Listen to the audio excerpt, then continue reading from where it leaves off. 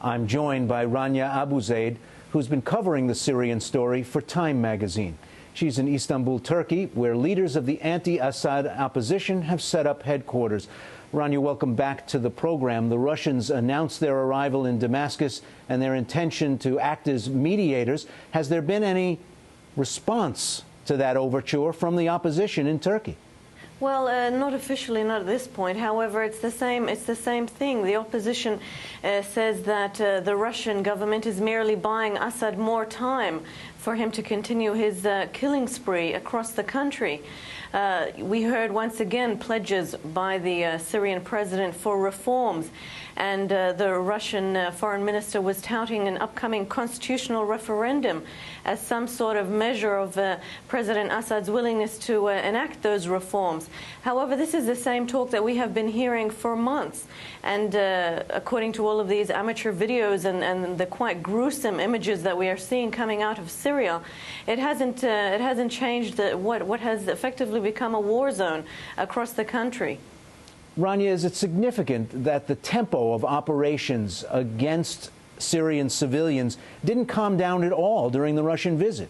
No, it certainly didn't. If anything, it seems to have escalated. As your report mentioned, Homs has been bombarded for the past 4 days, and it has been bombarded for weeks and indeed months before that.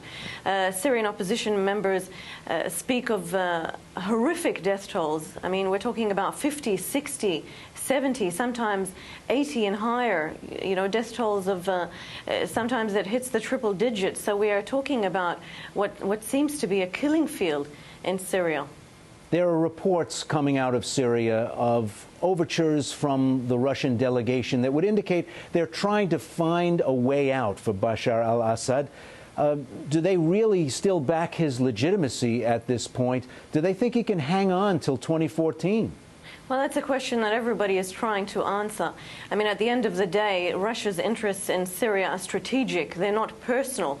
So one wonders why the Russian government has so closely aligned itself with a regime that most observers say is bound to fall. The only question is when and how many other people are going to die in the meantime. France and Italy have followed the United States and the United Kingdom in pulling their ambassadors back from Damascus. If they've got Russia and China, can Syria sort of soldier on as the rest of the world is abandoning it? Well, don't forget that they also have Iran, and they have the Lebanese militant group Hezbollah as well. So, you know, Assad is running out of friends, but he still has quite powerful allies. And he certainly hopes that he can hold on until presidential elections. However, it's a question of whether or not the Syrian opposition is, I mean, we're already seeing that the Syrian opposition is becoming more militarized. And certainly after the double veto a few days ago, the Syrian opposition in all of its varied forms feels quite abandoned. That seems to be the word that we have been hearing most often from activists on the ground, as well as from members of the FSA that I have talked to recently. It's the same word, abandonment. And you see in some of these amateur videos that are posted online, the chants are, God, you are the only one who is still with us. So there's a real sense of desperation, and also a sense that, you know, they must continue this fight, because as one activist told me, we're dead anyway. Either we die free or we simply die, because the security forces will hunt us down. Let's talk a little bit more about the state of the opposition. You talked about their feeling abandoned inside Syria.